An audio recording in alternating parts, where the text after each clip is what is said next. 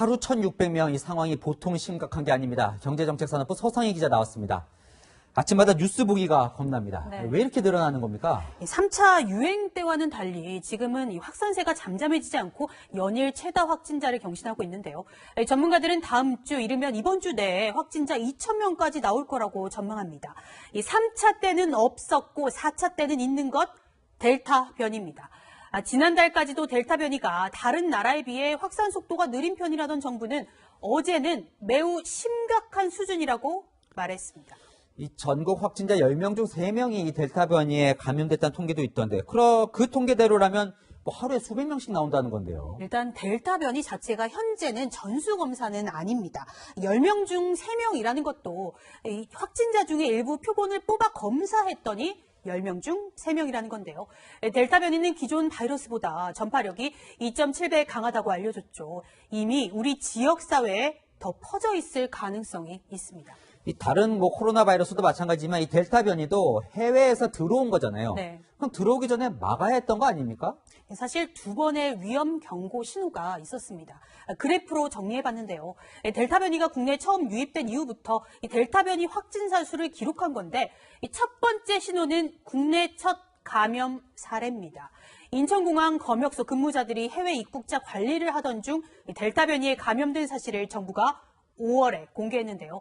당시 이미 이들 사이에서 2차 전파까지 발생한 상황이었지만 소규모라며 유행 가능성엔 회의적이었습니다.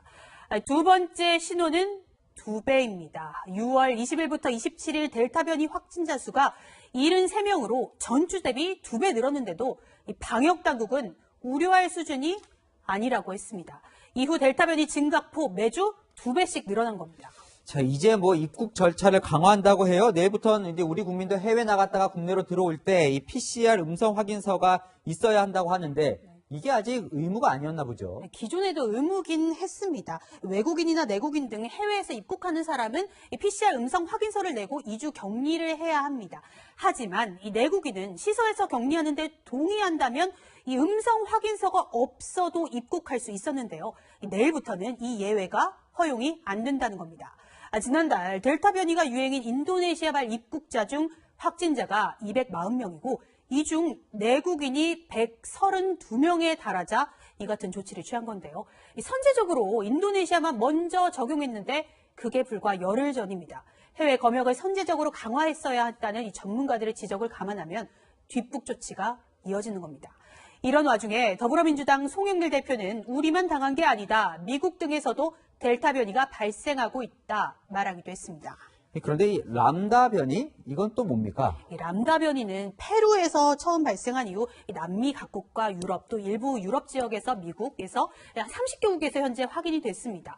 세계보건기구는 알파, 델타 등은 우려 변이로 우려보다 한 단계 낮은 건 관심 변이로 지정하는데 람다 변이는 관심 변이입니다.